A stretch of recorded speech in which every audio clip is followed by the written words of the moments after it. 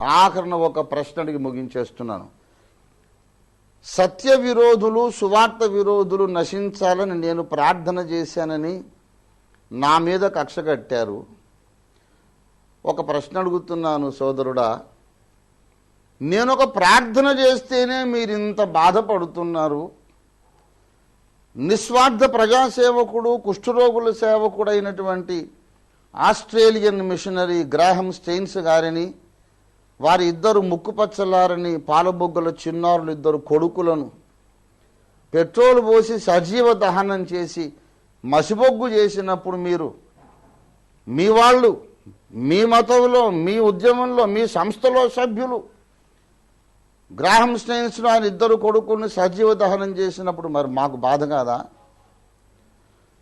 రాజేంద్రనగర్ మున్సిపాలిటీలో Daniel Raj, Isaac Raj ఇద్దరు సేవకులను చికెన్ సెంటర్లో కోడిని కోసినట్టు ముక్కలు ముక్కలుగా నరికి బస్తాలో వేసి మూసీ నదిలో మూటగట్టి పారవేసినప్పుడు అది మాకు బాధ కాదా? మీకేమో మనుషులు చంపడానికి కూడా హక్కులు ఉంటాయా? కనీసం మేము దేవునికి ప్రార్థన చేయడానికి హక్కు లేదా? ఏమి మేము ప్రార్థన చేస్తే అంత భయపడ్డారు ఎందుకు? క్రైస్తవుల ప్రార్థన దేవుడు వింటాడని అన్ని మతాల ప్రజలకు తెలుసు. నేను ఒక మతం వాళ్ళు నశించాలని ప్రార్థన చేయలేదు. పరమాత్ముని సత్యముని వ్యతిరేకించే వాళ్ళు నాశనం కావాలని నేను ప్రార్థన ఇప్పుడు చేస్తున్నాను. శ్రీకృష్ణుడు చెప్పింది ఇదే, ధర్మానికి వ్యతిరేకమైన వాళ్ళని కనికరించొద్దు అన్నాడు కురుక్షేత్ర సంగ్రామంలో. క్రైస్తవులమైన మేము ఆయుధం ఎప్పటికీ పట్టుకోము, ప్రార్థనే మా ఆయుధం.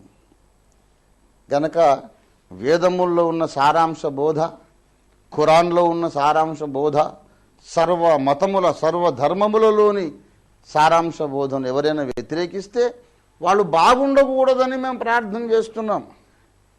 ఇంకొక విషయం చెబుతున్నా, మహానుభావులు భీమ్రావ్ అంబేద్కర్జీ ప్రతివాడు తనకు నచ్చిన మతాన్ని నమ్మడానికి, ప్రచారం చేసుకోవడానికి, మతం మార్చుకోవడానికి హక్కు ఉండాలి అని రాజ్యాంగంలో రాశారు.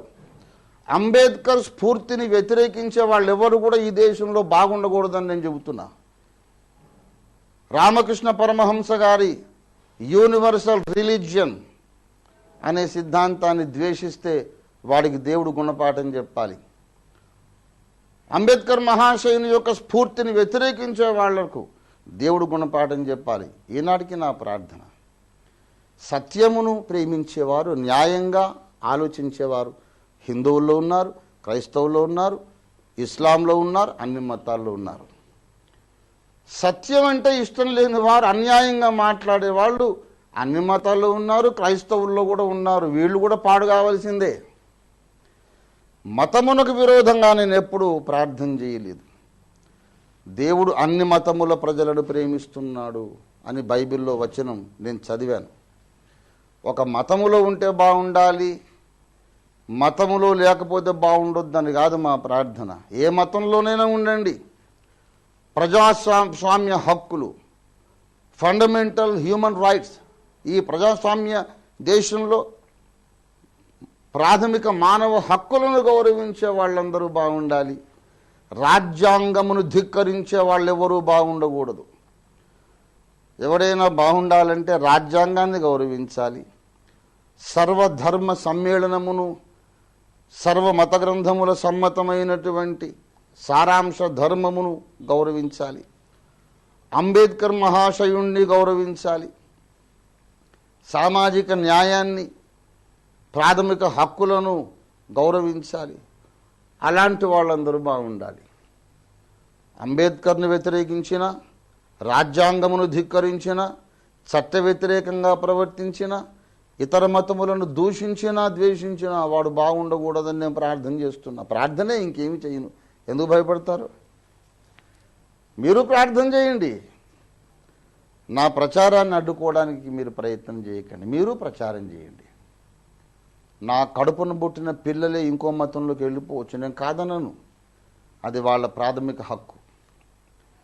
గనక ఆటవిక సమాజం లక్షణాలు మనం వదిలేద్దాం, నాగరిక సమాజం లక్షణాల్లోకి వద్దాం. మనకు నచ్చిన మతమును మనం అవలంబిద్దాం. అన్ని మతాలకు ప్రచార హక్కు అవకాశం కల్పిద్దాం. మన విశ్వాసాన్ని కూడా మనం ప్రచారం చేసుకుందాం. ఎవరు ఏ విశ్వాసాన్ని అంగీకరించినా అందరూ భరతమాత ముద్దుబిడ్డలే. సిక్కులు, జైనులు, ముస్లిములు, క్రిస్టియన్స్, హిందువులు, నాస్తికులు కూడా భరతమాత కన్నబిడ్డలే. అందరం కలిసి ఉందాం, ద్వేషం మానుకుందాం, ప్రేమతో మనం కలిసి మన దేశాన్ని స్వచ్ఛ భారత్గాను శ్రేష్ఠ భారత్గా నిర్మాణం చేసుకుందాం. దేవుడు మనకందరికీ సహాయం చేయనుగాక. మీకందరికీ నా నమస్కారాలు. May God bless each one of you. చిన్న ప్రార్థన చేసుకుందాం.